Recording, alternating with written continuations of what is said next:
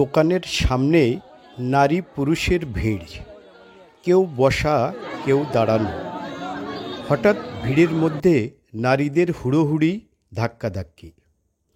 সেখান থেকে সরে এলেন দৃষ্টি প্রতিবন্ধী আলেয়া বেগম। বগুড়ার ধুনুটে OMS ডিলারের দোকানের চিত্র এটি। দুইজন পাইলে পারি আমি পামু, এই দুইজনের জন্য আটা ফুরিয়ে গেছে পাইলাম না। আবার আজকে মনে করেন যে খাবার নিয়ে আসে ঠেলা ঠেলি করে গা এর আটা আমি তুলছি ভাই। হয় না, খালি হয় না, হয়তো আমি দুদিন ঘুরে গেছি, আজকে পাচ্ছি চান্স পাইতেছি না। কুটু যায় আগেই ঘুরে যায়, 10 বস্তা আটা কি করবে না, অল্প অল্প আনতেছে, মানুষ সংখ্যা বেশি, আটা দিতেছে না, অল্প কিছু দিনই ঘুরে যায় আর অর্ধেক মানুষ যায় ঘুরে। আটা কিনতে অনেকটা যুদ্ধ লেগে আছে দোকানে।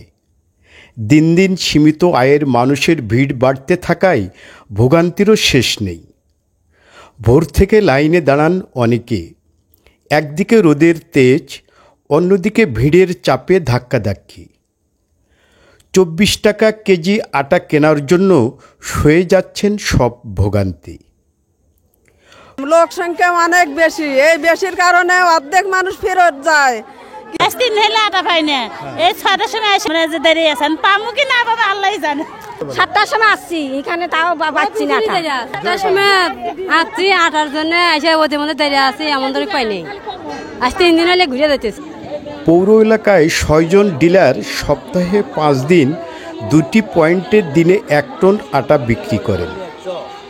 চাহিদার তুলনায় বরাদ্দ কম বলে খালি হাতে ফিরে যাচ্ছেন অনেকে।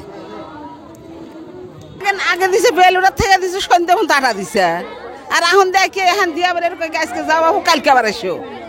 আসলে যে পরিমাণ চাহিদা সেই পরিমাণ আমরা আটা দিতে পারছি না। সরকারের কাছে জোর দাবি জানাচ্ছি, অতি দ্রুত আমাদের বরাদ্দটা একটু বাড়িয়ে দেখ। চাহিদা অনুযায়ী বরাদ্দ বাড়ানোর আশ্বাস সংশ্লিষ্ট কর্তৃপক্ষের। তো আমাদের এখানে আমরা এবার 2টি সেন্টারে 2টি কেন্দ্রে আমরা 500 কেজি করে 1 টনের মতো আমরা বরাদ্দ পেয়েছি। এটি বিতরণ চলছে।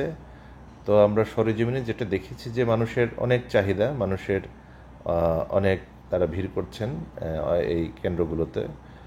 তো আমরা তাদের চাহিদার পরিপ্রেক্ষিতে আমরা এই কমিটি যে আছে সে কমিটির সিদ্ধান্ত নিয়েছি। আমরা পরবর্তীতে আমাদের ঊর্ধ্বতন কর্তৃপক্ষ যারা আছেন তাদের কাছে আমরা বরাদ্দ বৃদ্ধির জন্য আমরা লিখিতভাবে জানাবো।